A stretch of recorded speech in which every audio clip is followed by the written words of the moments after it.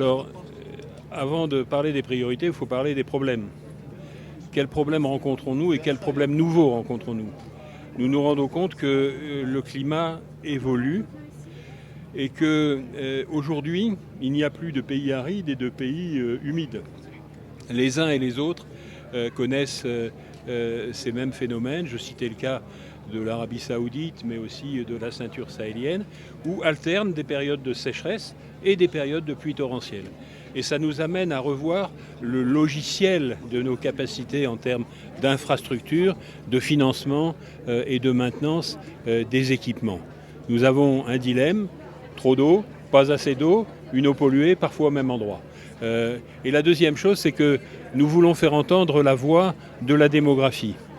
Non pas tant pour le Maroc, où on est un peu stabilisé, mais par exemple pour l'ensemble de l'Afrique, où on nous annonce d'ici la fin du siècle 2 milliards d'habitants en plus.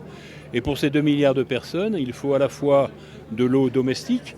Je citais le cas d'une capitale d'Afrique centrale, où il va falloir chaque année 150 millions de mètres cubes en plus, uniquement pour l'usage domestique. Et après, il y a l'agriculture et après, il y a l'industrie.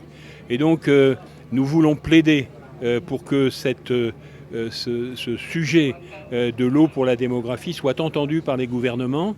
Je ne veux pas dire qu'on a trop tendance à privilégier le climat, mais aujourd'hui, nous avons à faire face aux deux.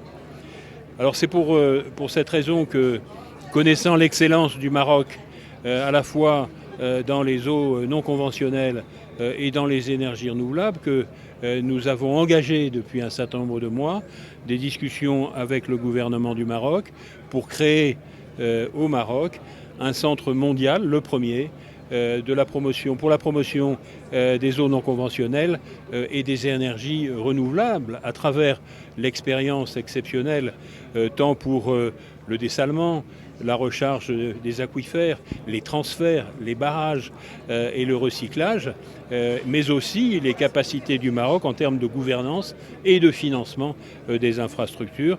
Tout ça devrait nous amener dans les prochains mois, je l'espère, à transformer un projet en réalité. Je vous remercie.